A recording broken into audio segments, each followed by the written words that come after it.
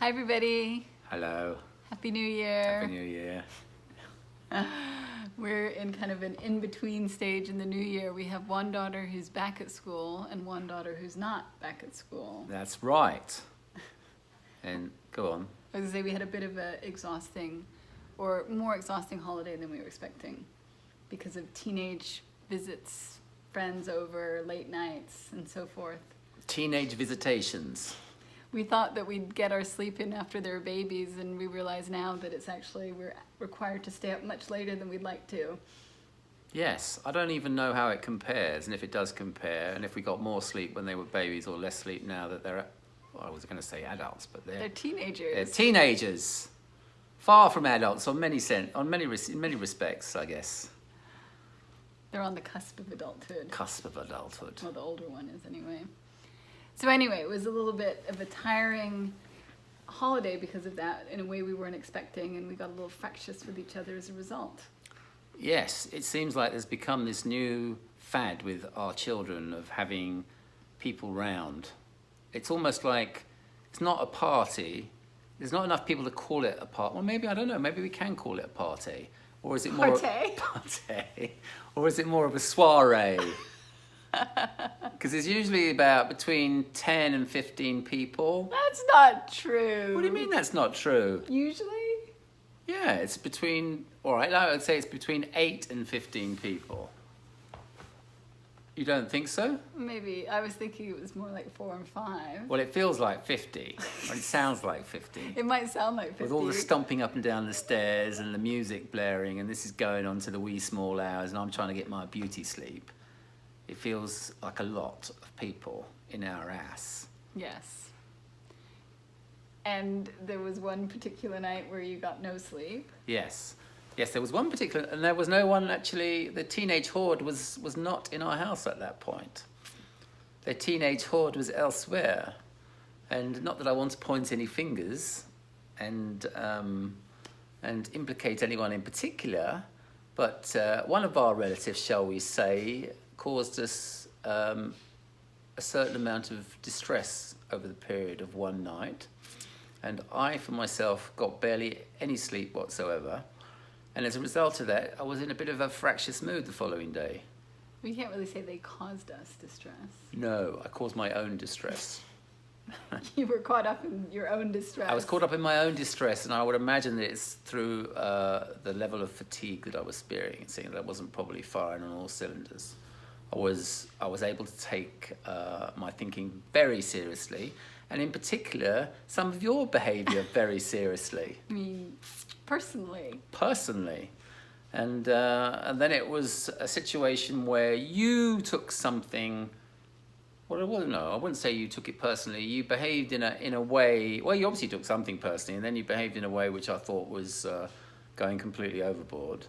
And then I reacted to that. And then it was a case of us throwing incendiaries back and forth at each other that were getting bigger and bigger. That let's say, started off maybe like a slap in the face, and it got to the point where someone was ready to push the nuclear button.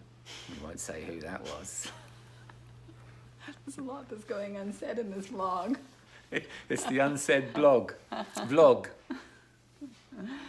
Well, I think what I learned from that experience was just how amazingly real things can look when I'm in a totally upset state of mind, and then how when I'm in a calm place, things can look completely differently.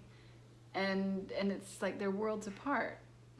Yeah, I mean, it gets me every time. Every time I get out of balance and upset, let's say with you, and things feel like they've gone pretty far south in the heat of the moment, that every time I come back down to earth, I'm like, what was I thinking of? Yeah. And why couldn't I see this when I was in the heat of the moment, when I was all upset? Why can't I see this now? Why was I even bothering to get so upset? But that's the humanness, and I think we all have the capacity to get caught up in our reactive thinking, but knowing that we're going to come back down is helpful, but sometimes we forget. We do, and I forgot. And so did you. It looked very real. It did. It looked like it really looked that way. It did. And then we realized that we weren't ourselves. Yeah. And in terms of having the ability to forget and remember, I think that's just part of the human condition. And the more at peace we get with that, the more graceful it is. Yeah. And I guess everything has sort of set me up perfectly to get a new perspective on things.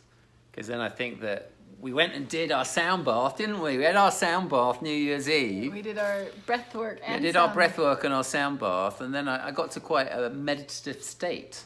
And in that meditative state, I had this experience where I just really felt like I got beyond my thinking. This is going to sound so woo-woo now.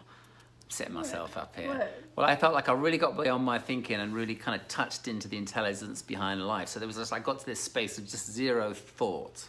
Wow. And in that space, I really got a sense of how there's a duality between my ego and the intelligence behind life, let's say, that's really, in my estimation, maybe other people's too, is always pushing me towards well-being. So it was just this really great experience of seeing how my ego just wants to hold the reins of power the whole time, and just how illusory that is. And that it's all, and then in reference to what was going on between you and I, that was all ego-driven. That was all about control, and it was all about being, in a position of self-righteousness. But then you just see the futility of that. It's just like, it's just all nonsense. So I don't know if I've articulated that in a way that makes sense, but just having that experience of just seeing, there's a duality to this. There's a duality to life. I have the capacity to be run by my ego, but I also have the capacity just to sort of get beyond that and be more present and be above my thinking in any given moment. That's pretty amazing. That sounds like a good sound bath. It was a good sound bath. that was the balm, or what is it? The bath soothing salt. balm. That was the bath salt that was thrown in for good measure. What, your insight? Yes. It was good insight. Well, and it is. It's so reassuring to know that we aren't our ego. Yeah. That we're not our feelings and we're not our thoughts. That there is an intelligence that is who we are. That's bigger than all of that. And even if we get tangled up in relationship stuff, once in a while we can settle back down into that. Yeah. That's my takeaway. Have a great weekend, everybody. Bye. Bye.